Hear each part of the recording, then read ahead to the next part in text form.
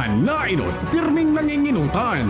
Always number one. Always number one. DCGB 729 kHz.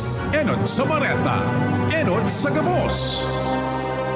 Ang DCGB, aktibong miyembro yan kan kapisanan ng mga broadcasters ng Pilipinas and KBP, Philippine Standard Time, halay sa pag-asa, alas 5 Gs nin hapon. Alas 5 ring hapon, oras na para aramon ng mga maiinit na bareta kanal daw na maruluwas sa agas sa mga periodiko, radyo asin telebisyon. Enot na madadangog ngunyan sa DZGB Bareta alas 5. Mga bareta ngunyan para sa aga. Enot na tinipon sa DZGB Newsbase. DZGB Bareta alas 5. Kaiba ang field reports kan Mega Force Patrol. Hali sa iba-ibang parte kanalbay asin kabikolan. Ngunyan, uya ang sa idong tagapagbareta. Diyos marahay na hapon sa pangaran po kang News Base asin kan Mega Force Patrol. Ako po ang sa indong magiging tagapaghatod bareta, si Pio Fernandez.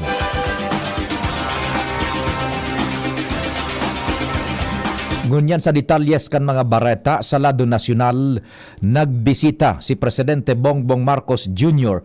sa pansyon kan sa iyang ama na si dating Presidente Ferdinand Marcos Sr.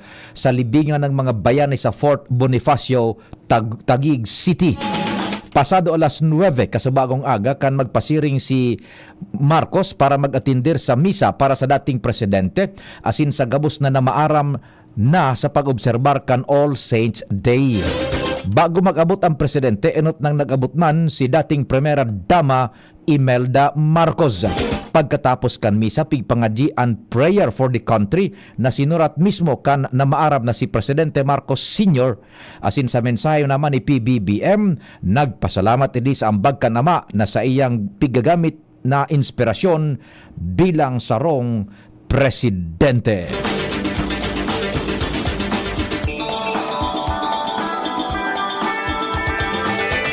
Sa iba pang bareta, nagtuga si Police Colonel Jovi Espinido sa irarong kan panunumpa sa public hearing kan Senate Blue Ribbon Committee na da isang personal na aram sa pagkaka-involto ni Senador Christopher Bongo sa drug war. Ang pagbulgar ni Espinido ang nagluwa sa pagdangog kan Senado matapos questionon ang mga motibo ni Espinido sa pagsabay sa pangaran ni Go sa sayang isinumitir na affidavit sa House of Representatives Quad Committee.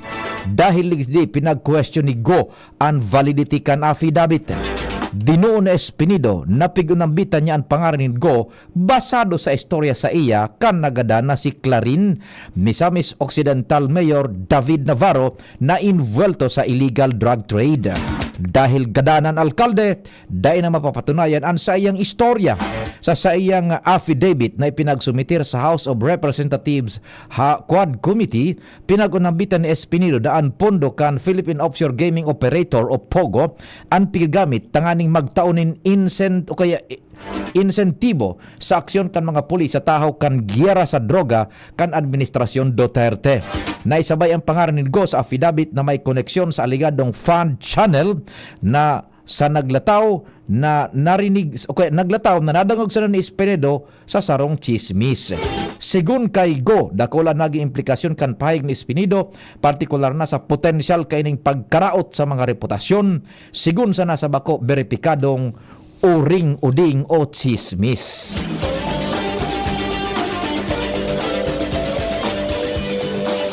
Suminakat na sa 150 ang nagadan dahilan sa Bagyong Christine asin Bagyong Leon base sa datos kan NDRRMC. Sigun sa ahensya, kadaklan sa mga nagadan ang dahil sa Bagyong Christine na konsideradong deadliest na bagyo na nagtama sa nasyon ngunya na taon. Sa Batangas, nasaro sa pinakamatindig na destroso kan Bagyong Christine, uminabot sa 59 ang nagadan, kadaklan ang dahil sa landslide darakan pag-uran. Nagkondukta maning preemptive evacuation ang mga residente sa Agoncillo, San Luis, Alitagtag, maging sa Lipa City dahil sa epekto naman kan Bagyong Leon. Nakapagrehistro man ang ahensya nin 115 katao na lugadan asin 29 persona ang mantinidong nabobara. Sa kabilugan, mantinidong rinibong mga pamilya ang nasa evacuation shelters asin maabot sa 2 milyon na pamilya ang apektaran kan duang bagyo na nag-apektar sa 81 probinsyas. Dagdag na baretang lokal nasa linya si kumpadreng si Joshua Bino. Hali yan sa sino bang nasa linya? Si Pading Jomar Bien ang nasa linya. Pading Jomar, marahin hapon. Please go ahead. Salamat pa rin Piyo. Dagsa naman ang mga tao digdi sa Campo Santo sa siyudad Cantabaco, particularmente ining sa tulong Campo Santo na aning sa National Highway, ang Tabaco Catholic Cemetery, Tabaco Public Cemetery, at ang Tabaco Chinese Cemetery. And then sa kadakulan kan nagarapot din tao, kadaklan may mga keribang mga aki, nagpapautob mo niyan ang Tabaco City PNP nin name tagging, number tagging, sa mga aki na nagdiralaog sa tulong Campo Santo ini sa pagkikipag-ulay ngunyan kan DCGB News kay Police Captain Roderick Bino kan operations kan Tabaco PNP na ang mga may aki mga aki na maralaog kay riban sa ng guardian pig kukuha na daan pangarang kang guardian asin cellphone number kan mga guardian dangan ipiglaog ini sa bulsa kan mga aki asin ipigtutugon ang mga aki na in kaso na daininda o mawara sinda may walay sa guardian, ipapahiling lang ninda sa mga pulis o kung sa mga barangay tanod ang dardaran ng name tag and number para ang guardian iyoan maapudan kan mga autoridad asin maibalik ang aki sa sendang mga guardian. Sinabi ni Bino na sa arog kaining padi, masisiguro na ang mga mawarang mga aki maibabalik sa sendang mga guardian, partikularmente itong sumay mga name tag o nag-agi na sa proseso digdi sa entrada kung sa inyo mismo digdi nakabantay ang mga miyembros kan Tabaco PNP. Yan ang report, Jomar Bien, DCGB. Thank you so much, kumpadreng Jomar. Mientras tanto, dagdagan taan detalyas kan bareta sa lado nasyonal. Siniguro kan DSWD ang padagos na tabang sa mga apektado kan bagyong Christine, kasabay nan mga kapamilya kan nagadan dahil sa kalamidad. Sigun kay DSWD Undersecretary Monina Josefina Romualdez, nakanda sindang tabangan ang kapamilya kan sobra sa sanggatos na nagadan dahil sa bagyong Christine. Sa paagi ni kan cash aid sa irarom kan Assistance to Individuals in Crisis Situation o AICS na nakabase sa assessment kan mga social workers. Sinabi pa ni Undersecretary Romualdez, posibleng gamiton kan mga benepisyaryo ang DSWD issued guarantee letters sa mga punerarya asin memorial service providers na may eksistidong memorandum of agreement sa DSWD. Sa datos kan ahensya, maabot sa sobra sa halos 7 milyon ang kantidad ning relief resources ang naitaokan DSWD sa mga probinsya na apektado kan kalamidad. Nakatutok man ang DSWD sa sitwasyon kan mga pig-evacuar sa Batanes dahil sa Super Typhoon Leon. Dinagdagan pa kan PNP ang mga pulis na ipapawaga sa bilog na nasyon para sa pagtaunin seguridad sa mga mapasiring sa sementeryo. Ngunya na All Saints Day asin sa aga All Souls Day. Sa ginibong press briefing, sinabi ni PNP spokesperson, Police Brigada General Jean Fajardo na maabot sa 31,000 mahigit na mga pulis ang nakadeploy sa bilog na Pilipinas kumpara sa primerong numero kan deployment na 18,000. Pasado sa indang monitoring, dakol ang mga nagpapasiring sa mga sementeryo tanganing maibitaran na makisabay o kaya para maibitaran na makasabay sa ruso kan mga mabisita sa aga. Wara pa maning namomonitor ang pulisya na mga patakot o untoward incident sa presente. Abiso ni Fardo sa mga biyahero na siguro na nakalakan sa indang mga harong, saksakan kan kuryente asin magwalat nin ilaw. Para matawan nin patanid ang mga Pinoy sa sangkaterbang scam ngunya na panahon ning undas, pinag-reactivate kan Cybercrime Investigation and Coordinating Center o CICC kasabay ang Department of Transportation and Scam Watch Pilipinas Oplan Bantay Lakbay Undas 2024. Sigun kay CICC Executive Director Undersecretary Alexander Ramos, inian sarong information drive na madurar sa kud Nobyembre 5 na may katuyuhan na siguruhon ang ligtas asin matanos na travel experience kan mga Pinoy asin turistang mabiyahe sa Pilipinas ngunya na undas. Sa kagustuhan kan mga Pinoy na makabisita sa sementeryo, may mga pagkakataon na nabibiktimaan mga inining scammers sa paagikan hotel and transportation accommodation. Pinag-iingat ni Ramos ang publiko sa open and unsecured Wi-Fi, fake e-wallet apps, fake customer service, fake accommodation scam, too good to be true deals, fake travel agents, charity cons, counterfeit cash, hidden CCTVs as in fixer kan mga tickets. Pwedeng mag-upload ang publiko sa Interagency Response Center o IARC kan CICC sa hotline 1326 kung saan magpapadagos ang operasyon kaini kasabay ang Oplan Bantay Lakbay campaign. Sa Giraray, binuksan kang National Telecommunications Commission ang saindang Public Assistance Operation ngunya na Ondas 2024. Sigun sa ipinaluwas na memorandum kan ahensya, ipinag-orden kan NTC sa gabos na sa indang mga regional directors na makipag-coordinar sa NDRRMC, civic action groups asin magin sa mga amateur radio groups. Sinugo naman kan NTC ang mga direktor na magpaluwas nin temporary permit asin licenses kung kinakaipuhan. Obheto kaini na masiguro ang kaligtasan kan mga biyaherong pauli asin pabalik sa indang mga probinsyas. Nagpaluwas man ang ahensya ning direktiba sa gabos nindang regional offices na makipag-koordinar sa radyo, telebisyones asin mga operator kan cable TV para magtaon ng importanteng impormasyon sa mga komunidad. Sa katakod pang mga bareta, mapautob ang Bureau of Corrections ning i-undas para sa mga PDL o kaya persons deprived of liberties kung saan pwede nindang apudan o maka-video call ang sa indang mga mahal sa buhay na nagbisita sa sementeryo. Paliwanag kan Bucor ang proseso sa i-undas ang kapareho man sa i-dalaw kung saan makakahuron kan mga presonero ang sa indang mga kafamilyas asin ini unsupervised upig babantayan kan sa indang mga personahes.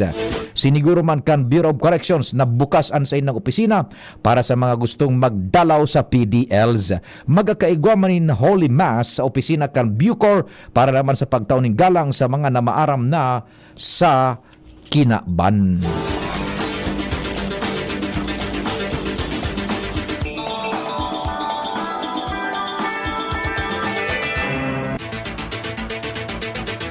Mientras tanto nangapudan si Committee on Human Rights Chairman asin Manila 6th District Representative Benny Abante sa publiko na ipangadji ngunya na undas ang naging biktima kan hazing asin rinibong biktima kan tokang o extrajudicial killings sa irarom kan war on drugs. Makamundo para kay Abante. Nasagkod ngunyan dai pa nadadakop nakakasuhan asin nasasentensyan ang mga nanggadan sa mga biktima kan hazing asin tokhang. Dismayado si Abante sa bagulbul na paghiro kan hustisya sa nasyon. Dahilan kaini hinagad ni Abante sa Korte Suprema na magtaon nin rekomendasyon sa Kongreso para sa pagbilog nin lay na magkakatabang sa pagkakaigo nin patas asin deadline sa pagresolver kan mga kasong kriminal.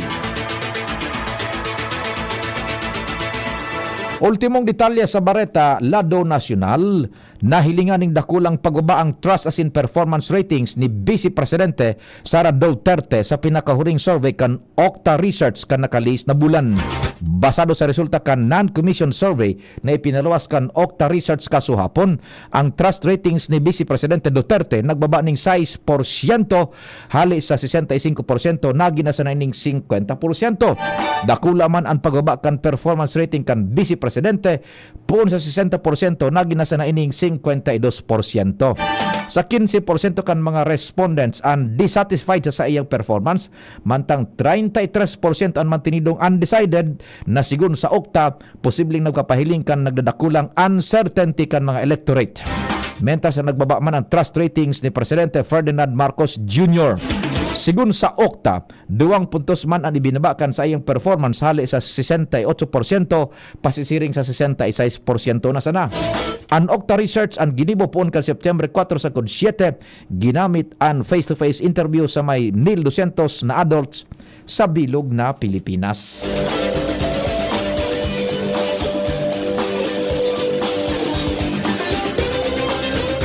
Bareta sa ibang nasyon, pinatawan kan korte sa Russia ang internet search na engine na Google sa kantidad na 2 undecillion rubles. Iyan dahilan sa pagbabawal kan Google sa Russian state media channels sa YouTube. Gustong sabihin kayo ni dapat na magbayad ang Google nin $20 plus dakulonon o 36 na zero. Kantidad kan undecillion rubles.